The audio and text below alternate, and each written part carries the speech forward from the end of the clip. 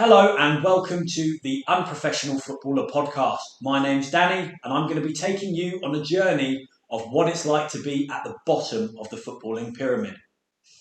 Often football is associated with the bright lights, the fame, the fortune and the fans. But what you don't get to see is the players like myself struggling and grinding away at the bottom trying to reach the promised land.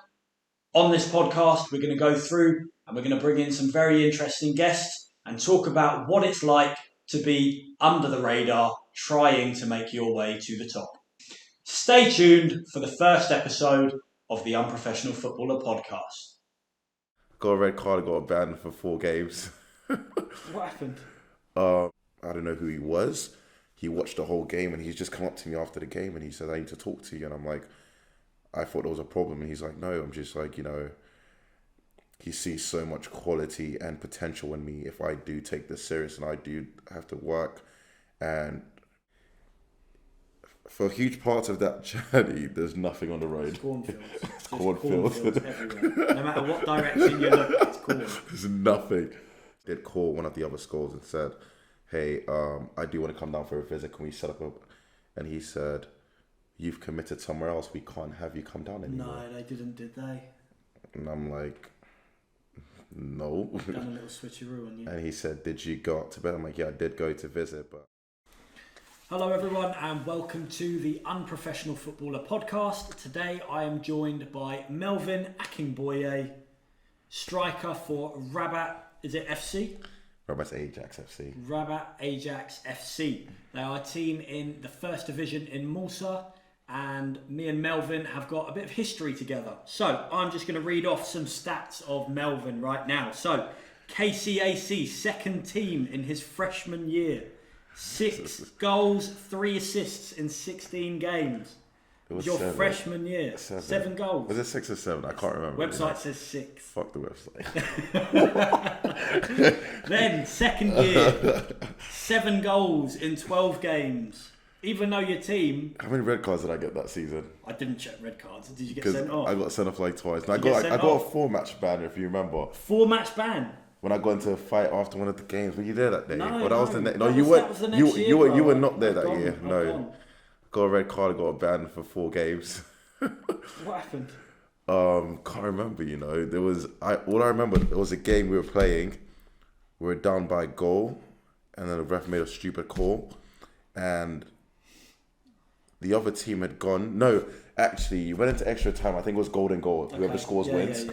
And then the other team score a goal, and I'm down on my knees, and this guy runs up beside me and spits literally in front of me, like tried to spit at me, but he slightly missed, and I just lost it. Nah, that's I've just lost it. I'm just like, we've just lost, and now no, I'm not gonna have that, And wow, all I remember was it took about 8 men to hold me. Really? Of course. Especially that year the players were quite small at that point and as well, it was they? ridiculous. And I'm not an angry person, okay, but I'm human. I can't always hold my emotions. Emotions are high in football. When you get to golden goal, unless you've faced golden goal, you don't know how tense it is. It was really, really bad. It was really bad, like, literally. And then we tried to what's that word? We tried to see if we can get that reduced, appeal to get reduced, yeah, but not having any of it. Nah. And then it was like I missed 4 games that season. Ridiculous. Okay, well that makes sense why you played 12 games that year and 16 the year before. Yeah.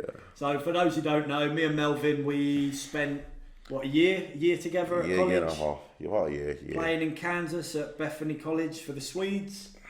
It's a bit of an eventful time, wasn't it, Mel? Wasn't the easiest. It had its moments, ups and downs, but that's life, you can't really... Yeah, exactly. Take it as it comes. There were the highs. The really highs. And the really, really lows. There was more lows than highs, but, we made it happen. It was something, man. It's something. How old were you when you went to college? You were 18, right? 18, if I'm correct, yeah. Because I went, my freshman year, I was already 20 years old. So yeah, I was 18. I ended up being one of the oldest players on the team and I was still in my freshman year. So that was a bit weird for me. Funny enough, yeah, there's a huge part of college that's a blur to me. I can barely remember anything. I blacked out a lot. I think I was like I literally I tried to think about it. I'm just like, I was on a lot of paid medication during college. I don't remember a thing.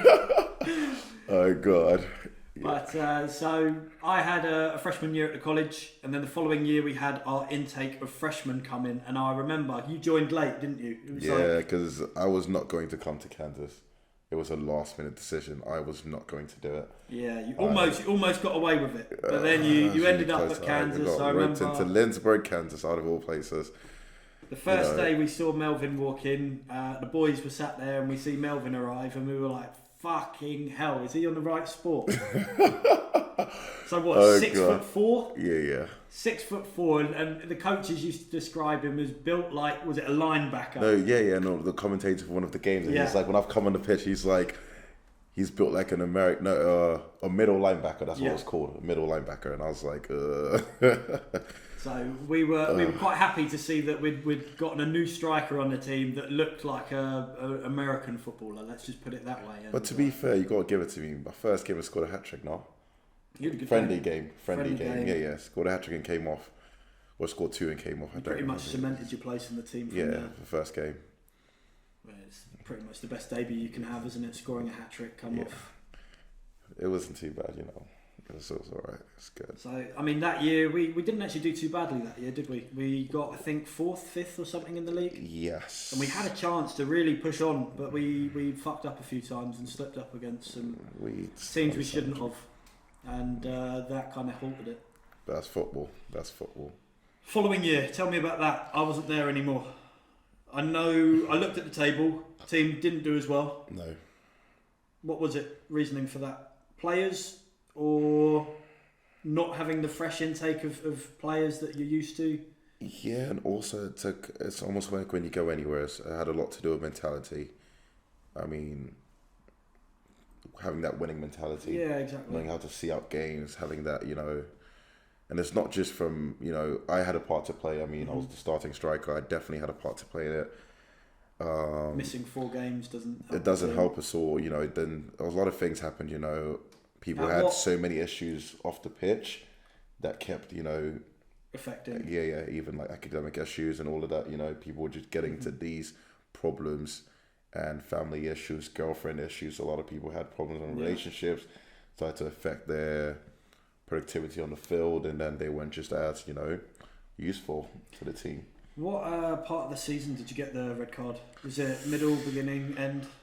Ooh, I'd say somewhere in the middle, actually. Because I did play it was towards the end, because after those 4 games, I did only have 1 or 2 games left. 1 or 2 games left. And I remember in the last game, or the last away game, if I'm correct. It was the last game of the season. I scored a hat trick.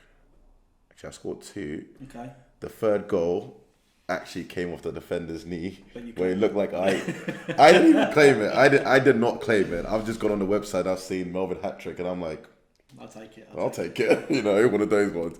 Because I didn't play the first half. I've had to come in the second half, and hat trick in 45 minutes was not bad.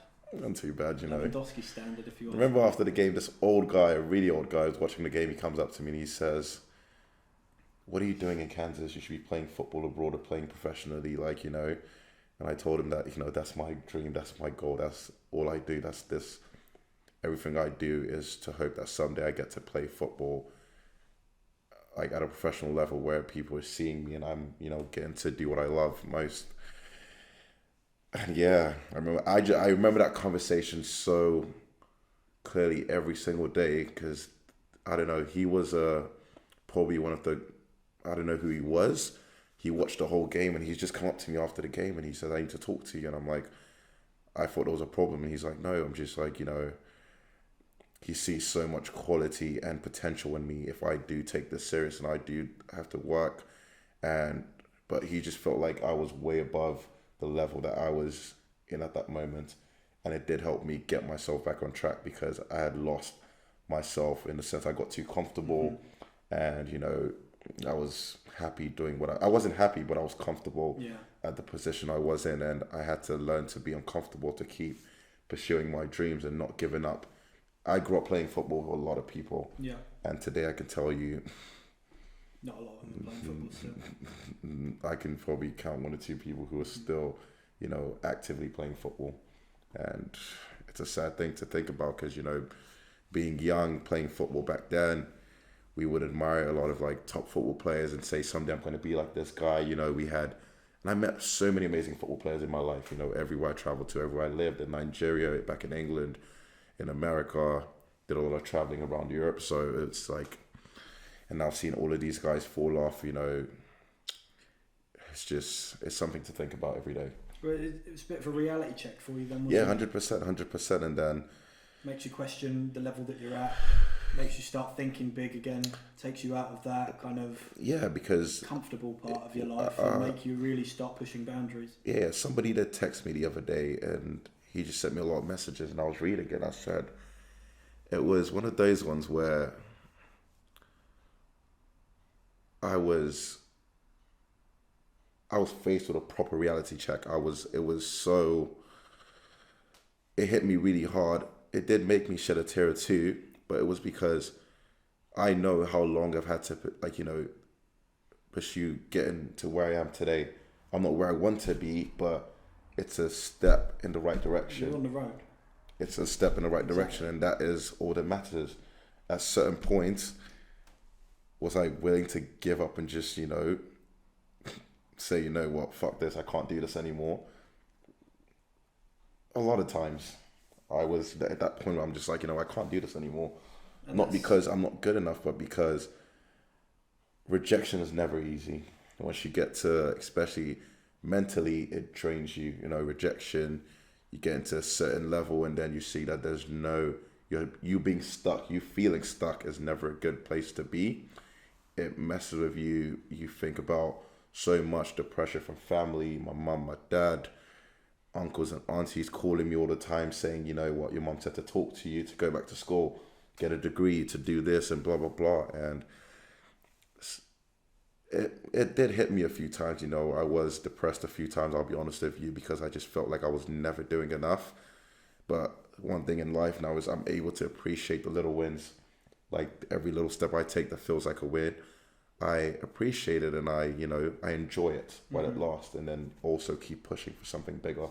And, because that's who I want to, I'm not where I want to be, but I'm really happy that I'm walking on the road to success, on the road to, I'm going in the right direction, and that's all that matters to me right now. It's been a big year for you, Melv. So Melvin right now, he's fresh off of signing his first professional contract at Rabat Ajax, and you've started off the season well. So the season's coming to a close in Malta. Melvin joined in for what, January? January transfer window. Deadline day, makes the signing, first pro contract secured. Now he's got what, 7-8 games? Eight games. He had 8 games left to get cracking, get moving, jump back into the pace of professional football and make his mark, really, isn't it? Yeah. And you did it. How many goals so far? 6 games, 3 goals, 1 assist. He's doing well. About 5-6 games now. We're going to post some of the highlights of the goals. You'll see some of the goals in the video behind us, and you'll see what type of player Melvin is. But what we want to talk about today, Melv, touching on what you were talking about in America. So you were talking about how the team started to dip in form, and it was to do with players off the field antics that maybe was affecting the way that they were playing their day to day. So being a student athlete is what we're going to talk about today. Everyone sees the bright lights of NCAA Division 1 colleges. You see the lifestyle that's portrayed on TV and movies. You think it's a dream. Go over to America. Go and play soccer. Get drafted at the end of your 4 years. You're playing in the MLS. Your career's made. You're now 23, 24 years old in the MLS. But there's a bit of a reality check in there for people, which I think both of us can safely say that we experienced. 100%. And we didn't end up in the NCAA. we ended up in the NAIA, KC, yes. NAIA. KCAC, the Kansas Conference. Yeah. And did you do much research on the college before you turned up? I did not want to go to college at all, and that's why I'm telling you why I made a decision. I didn't even make a decision. My parents, my mom played a huge part in,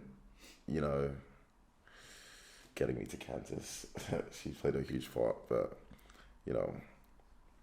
So you arrive on the first day to the campus. What were you expecting, first of all? Before you got there, what were you expecting the campus to be like? Well, I did come to visit about a month and a half ago before I did get to the college for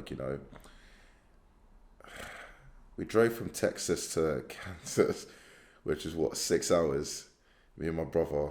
And remember I did most of the driving, if I remember, because I enjoy driving. It's it's listening to music, driving, it does, it keeps me going.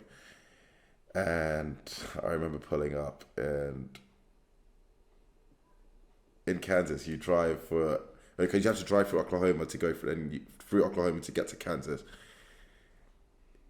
For huge parts of that journey, there's nothing on the road. It's cornfields. It's cornfields everywhere. No matter what direction you look, it's corn. There's nothing.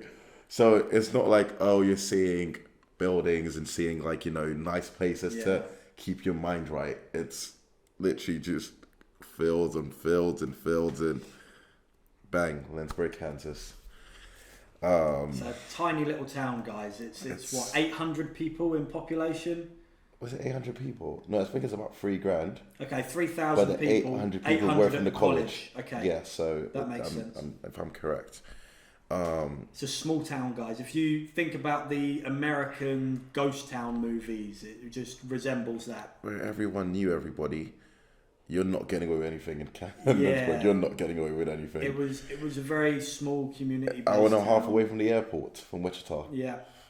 You're very cut off, guys. Yeah. I don't think you understand. Those of you that aren't from America, it's hard to envision just how cut off from civilization you feel when you're in these small college towns that are based in the middle of nowhere. Oh, God. Well, so got to the college on the visit, and I remember it was no one there. I'm calling the coach, and then I've lost reception on my phone. I'm calling the coach, trying to get through to him, saying, we're here. And then I think he showed up about 5 minutes later. It was actually the assistant, Ari. You remember Ari? Ari showed up, and then had a conversation. We walked around a bit, and, I was only there for, I can finally tell my mum I went on a school visit. I'm doing what you want, right? So I'm going to do this. I'm not going to come here. I'm not going to come here, but, I'm going to do what you guys want me to do. And I've done that now. And I remember, I don't know if I should share this, though, because it's a bit, I don't want to say... you can share it. We can bleep it if we need to. Okay, fair enough. So I did have a few offers from about 12 different colleges. Okay. Some a bit higher than the NAIA. I did get 1 or 2 D2 offers, but that was the highest I went. Had a few other offers. Even in Kansas, had about 3 colleges who were talking to me. And right before I left, the coach pulls me over and says, "You know what? I appreciate you coming down and everything. I would love to have you on the team. These are the plans. I'm trying to build a team around you. You being the kind of person you are. And."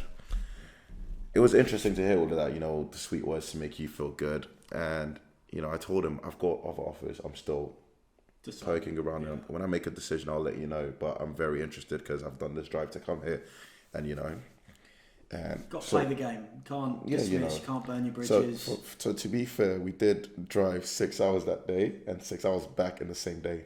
Okay. So imagine, long old day. Literally, it was back and forth in one day. So that's 12 hours on the road. He then says, "No harm, yeah. Do you mind signing?" It was a contract. It's the intent to sign, isn't it? No, not the intent. Okay, so not the intent.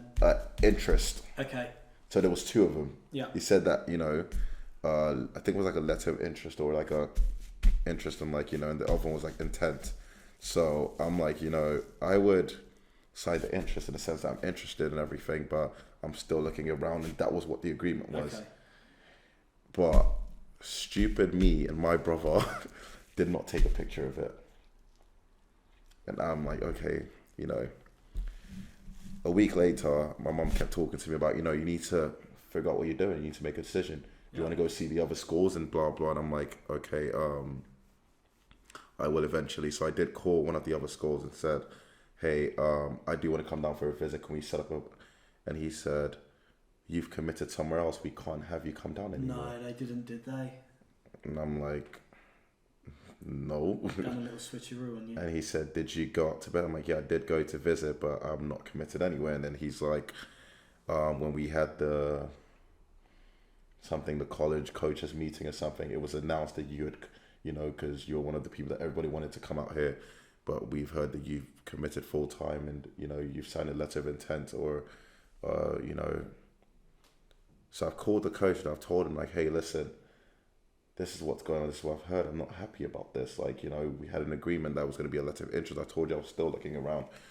And right now, this was literally 2-3 days before. I only had about a day or two to actually make my final arrangements about what college I was going to go to.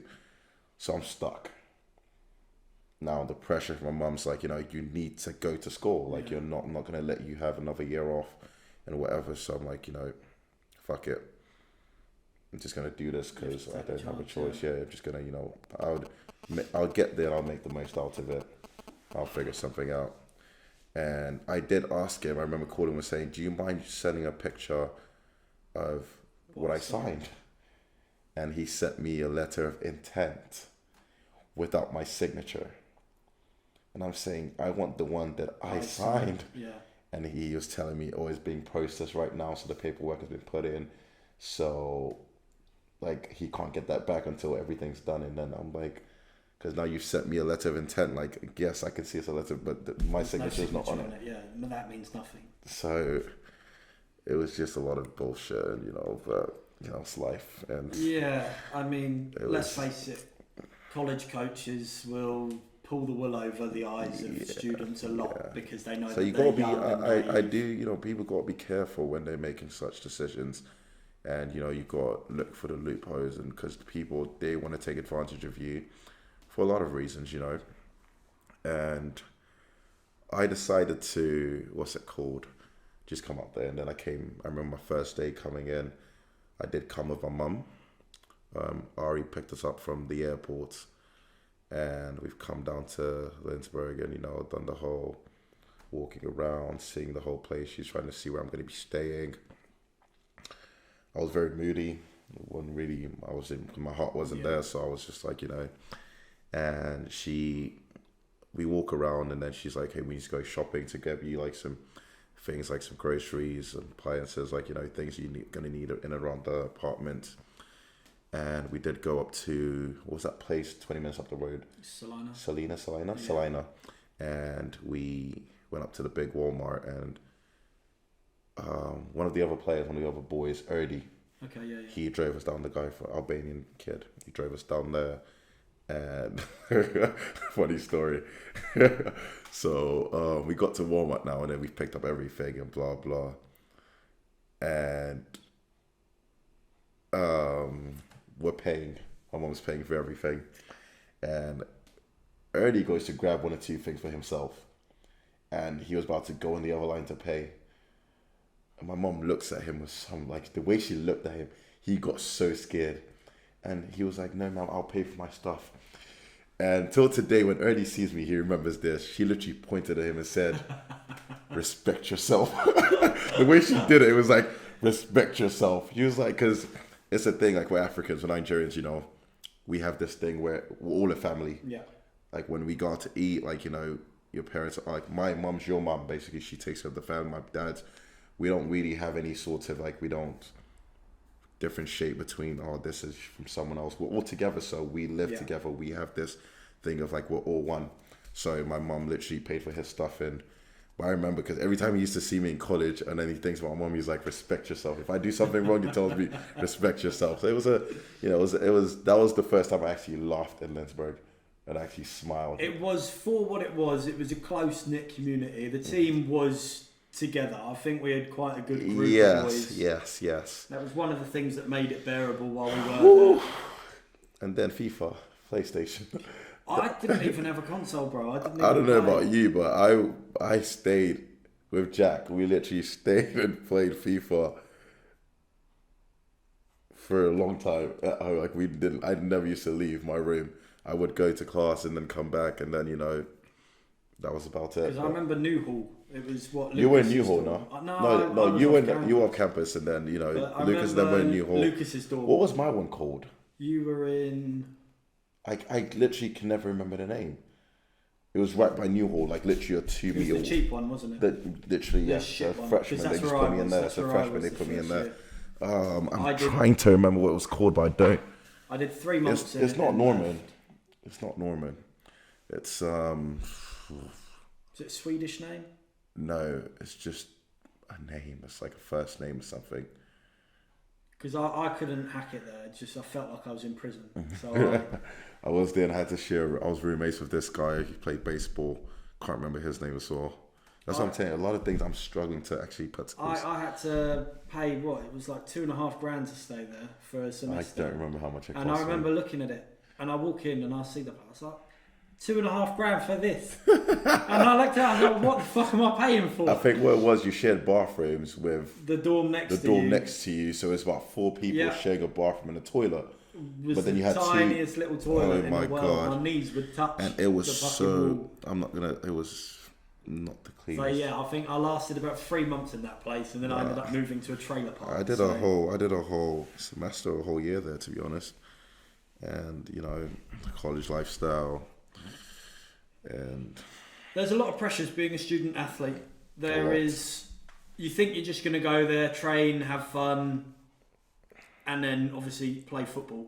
A lot of people I know, especially from abroad, they go to America not to be a student, they go to be the athlete. Mm-hmm. And that was the mistake I made, is I wasn't aware of just how much focus there was on being a student when you're there. And I really did think it was just going and playing football and doing like a little B-Tech on the side. And I feel like, personally, it kind of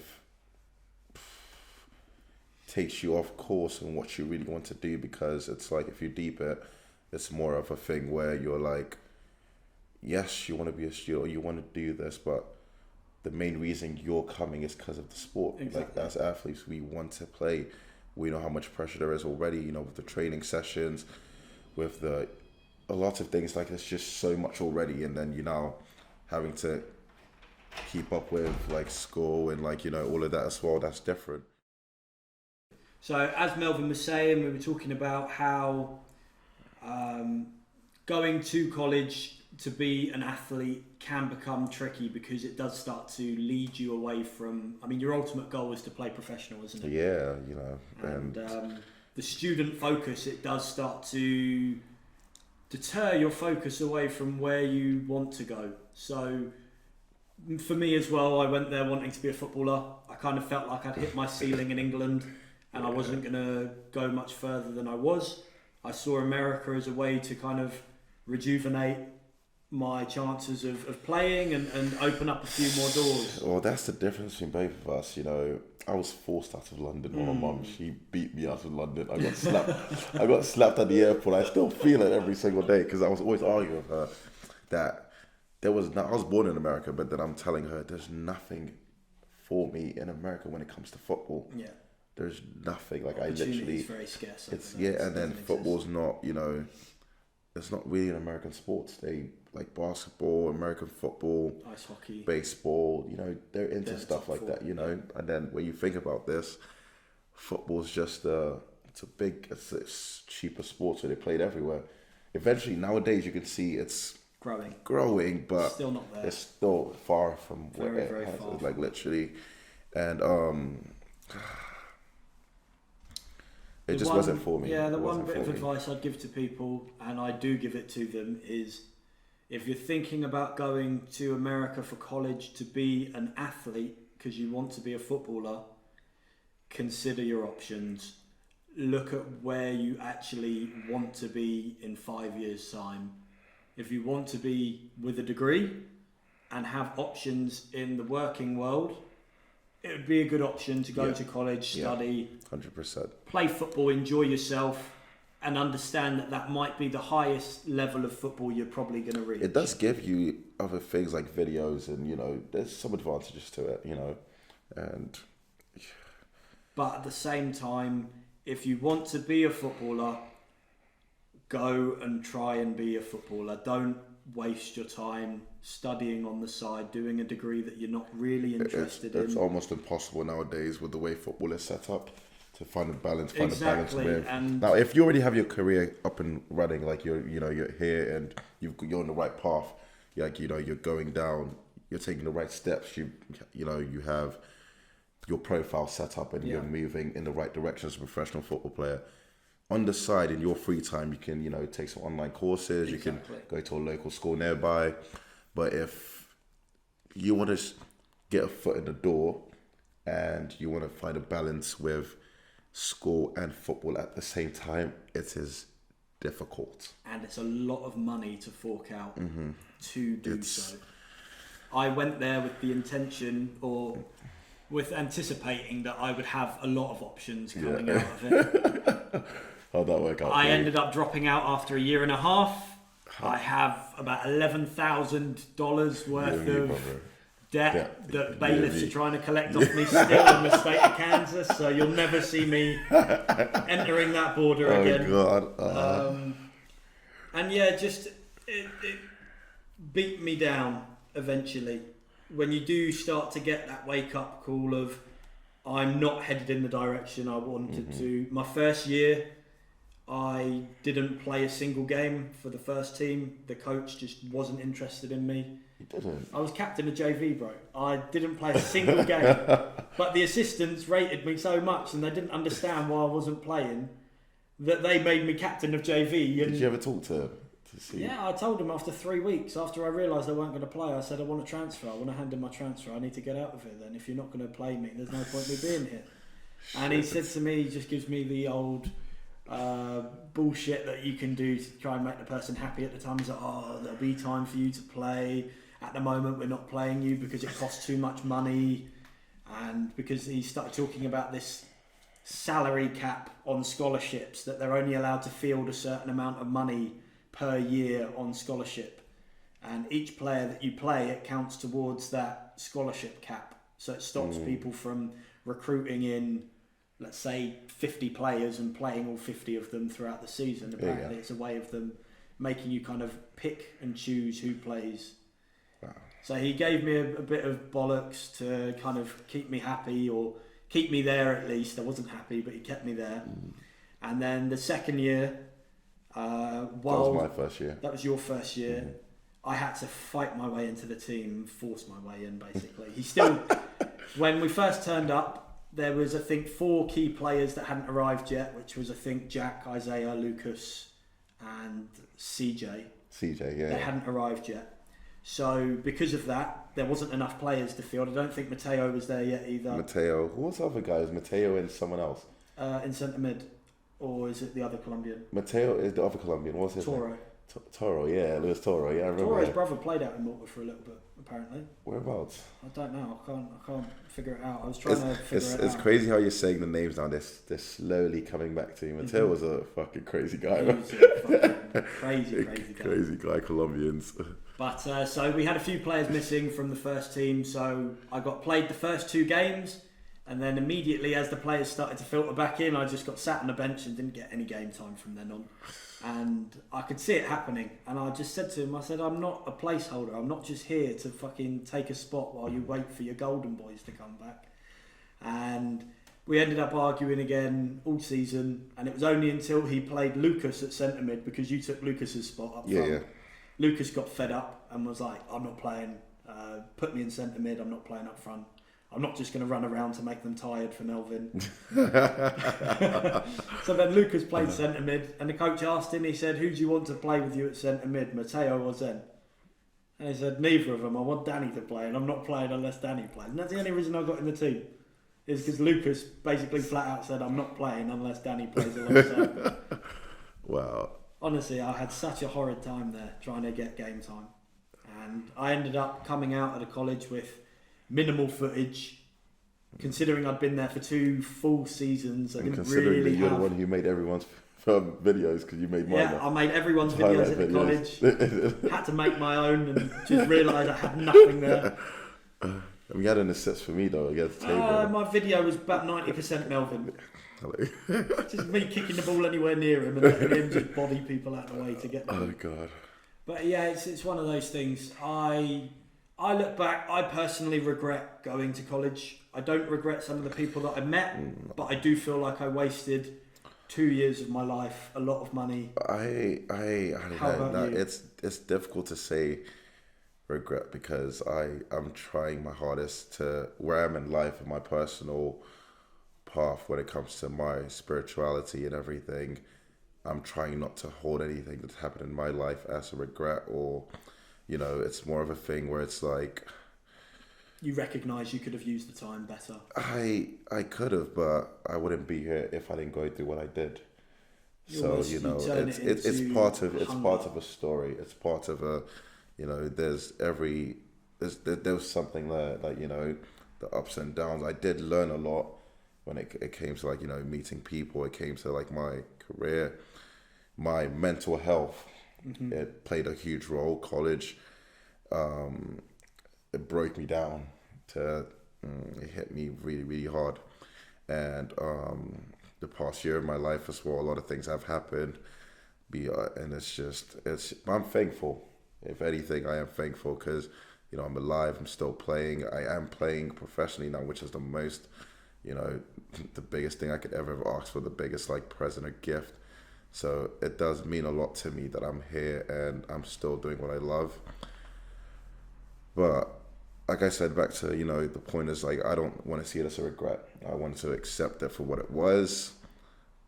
Would I wanted something better or something more different? 100%, but it is what it is. Like they say, it is what it is, and I can't take anything away from it. Like, it. Because coming back, when I sit down to think about it and actually get deep in thoughts about it, it has so many things, like a lot of emotions start to run through me, where it's like, certain things that I had to do, certain things I had to go through,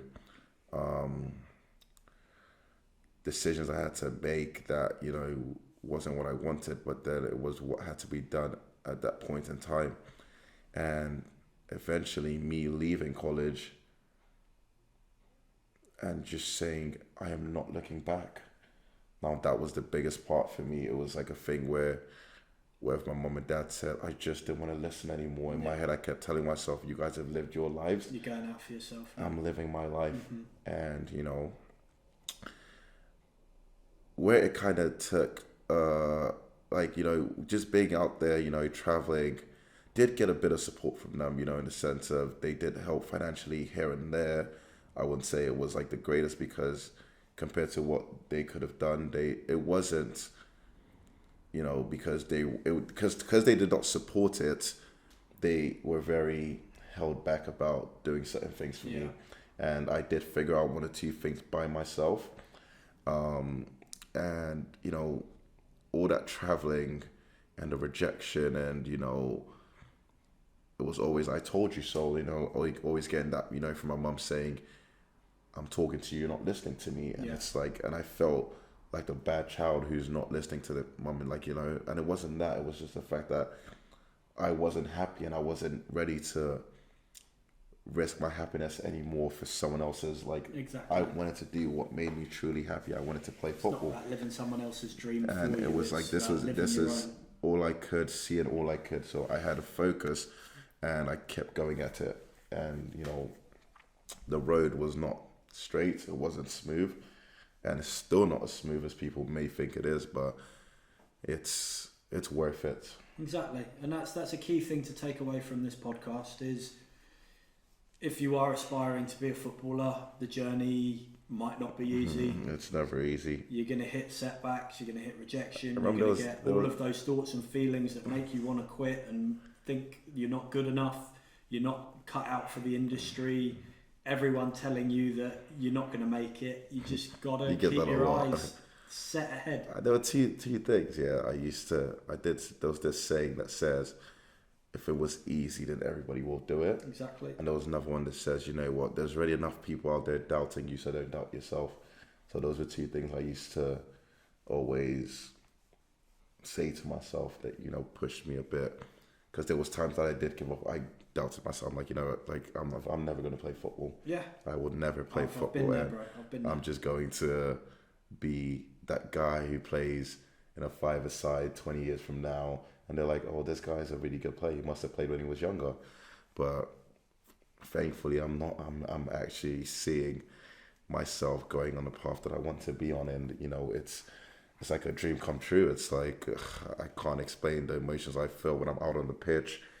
Sometimes I still can't take it in that this is my reality. Yeah.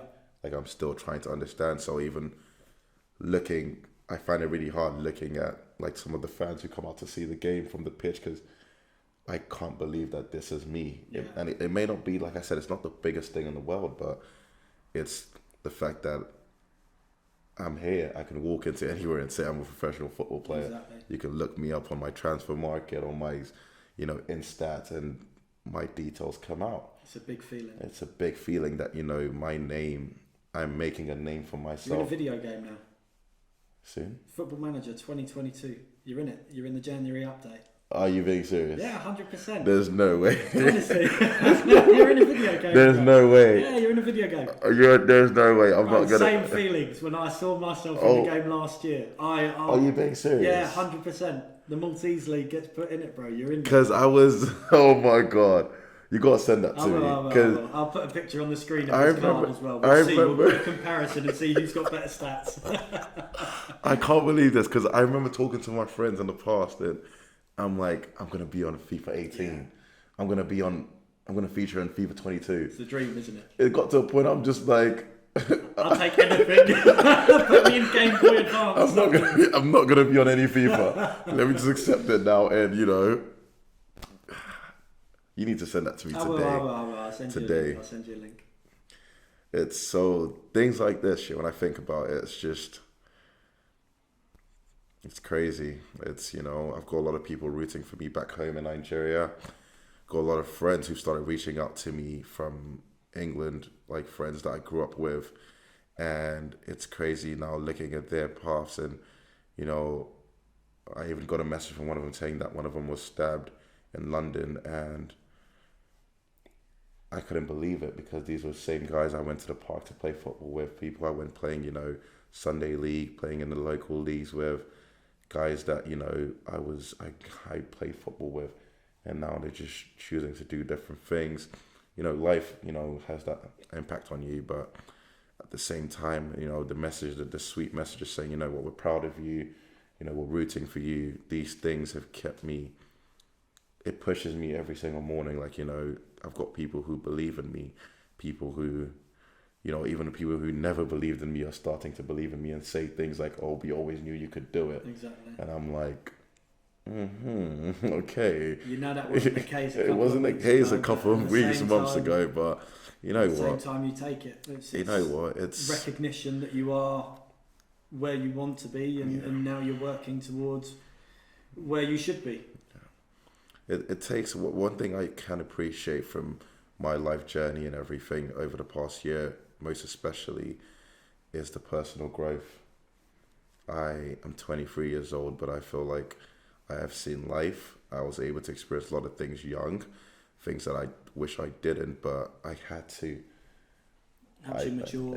It helped me a lot to, you know, mature and see things for what they are, and not have some sort of idea in my head. Complex that you're entitled to. Yeah, you're not entitled to anything in life, you know. Sometimes facing adversity has give you a better, it prepares you better for the journey ahead. In a lot of ways, it's not just with football.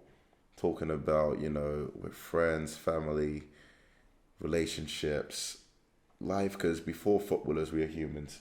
Before being a footballer, before being anything, before being a doctor, you're a human. Before anything, you have emotions, you have, you know, there's things that you have to deal with constantly on a daily basis. And with the way the world is going right now, it's all negativity everywhere, and you have to live amongst this thing, and you have to be faced with a lot of things, especially nowadays, with even like a lot of things that we face in football. And say no to racism. You get faced with a lot of things like this, and these are things that you have to every single day deal with. I had a big issue in Florida some years back when I went to go play in a tournament, and something happened, and on the corner kick, one of the defenders was like, "Oh, gorilla," and he was doing this and then calling me all sorts of names, and I didn't know how to react. Yep. I mean, I was looking at myself, if this was me 8 years ago, we're scrapped, like something has to go down, and I'm not going to let it go. But over the years now, I don't even see racism anymore. I don't see color. I see, I just take life for what it is. And I remember playing FIFA once, and I beat this guy in a really shitty way. I was winning like 1-0, and I just kept possession and just like killed the game. And he sent me a message. He went to go find my Twitter back then. He literally sent me a picture of myself and then compared me to an ape. He cussed me out. He called me all sorts of things. And I can only imagine what, the younger kids are going through playing video games and seeing certain things, having to deal with things like this. When and, you've got that wall of anonymity shielding you, you get the keyboard warriors that feel like they can take it upon themselves to judge you in whatever way that they feel is correct, and it's not right. But like you said, you have to build up that strength as you grow older to be able to recognise when to react, when not to react. I mean, nowadays, I feel like it's more in life, it's more about how you should learn to respond and not react. Because reacting is more or less unconscious. Exactly. Responding is more conscious, Somebody does something to you. When you react, you react to... But then when you respond to the situation. This is what it is. Certain things happen, you look at it and you respond in a conscious manner. You're like, okay, yes, you can do this. And, there was this guy who ever said this thing sometimes, even when you go to war, if you learn to respond rather than react, you have a higher chance of surviving. Exactly. Because once you react, you want to just, spray and shoot sporadically. But then when you respond, you can be more calm to actually hit your target. Exactly. And, so...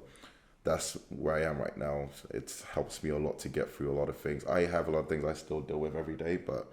that is a topic we will touch on a future podcast in a bit more detail. I think that issue and the adversity that you can face in football... that you will face, not can, you will face. Is definitely... it deserves time in a podcast. It doesn't deserve a quick, 100%. Brief... there's never enough time to talk about, especially with mental health. There's never enough. Exactly. So we can talk about it. We'll give that the time it deserves on a future episode. We're going to wrap this episode up. This is episode 1 of the Unprofessional Footballer Podcast. Today we've had Melvin Akingboye on. Melvin, tell me about what you've got going on right now. When right now, like today, or... so tell me about the shirts. Oh yeah, so I am still playing, and hopefully we'll wrap up the season in about 2 or 3 weeks. With Rabat, Ajax, FC in Malta, and I do have a lot of friends and family and people who would love to support. We do have a shirt here, which is just show that up for the camera. My debut season, and other side. It's got my last name on the back, Akingboye. It was number 27. I mean, what you give it? AK-27? AK-27. I prefer AK-47, but 27 will work with, And, you can actually purchase one of these, and you can hit me up for the details. But as a way to give back, I've decided that, I do want to give out about 3 shirts. And, we were just discussing about what we want to do as a sort of a giveaway, and, just to give back, because I want to inspire a lot of people out there who maybe are being faced with so much doubt about, if they can ever make it, or people who are falling off because they feel like they can't do it anymore. That you just got to keep going, and if I can do it, me, Melvin Akingboye, if I can do it, then you can. And that's something I want to leave with you. And there would be some signed shirts. There'll be 3 of these that you can win. We'll let you know the details on how to to get involved and how you can participate, and we would make it work. And this is for you, my friend. Perfect. I've been waiting for one of these shirts for a very long time. And it's crazy. Like, I look at it, and it's a lovely shirt. It's like, you know, a memorable name on the back that's going to be in the headlines very, very soon, guys. That's the plan. In the years to come, keep an eye out for the name Akingboye. Like Melvin said, he's living proof that you can do it. You can do it. Like, that's one thing I tell you. Like, I mean, a really close person to me once told me this. The man who says he can and the one who says he can't, they're both right. So it's got to be a mindset. It's got to be something that, you know, whatever you say and whatever you put your mind to and things that your daily effort and your consistency and your commitment, whatever you do, good or bad, if you do your best at it, you have a chance. It's rather you try and have a chance than not try at all. Exactly. You know?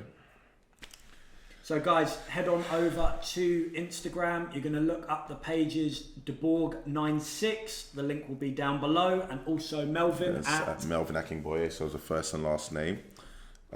Again, the link will be down in the description if you want to find it. Head over there. There'll be a post up shortly describing how you can enter the competition, how you can get your hands potentially on the rookie season of Melvin Akingboye in the professional football game.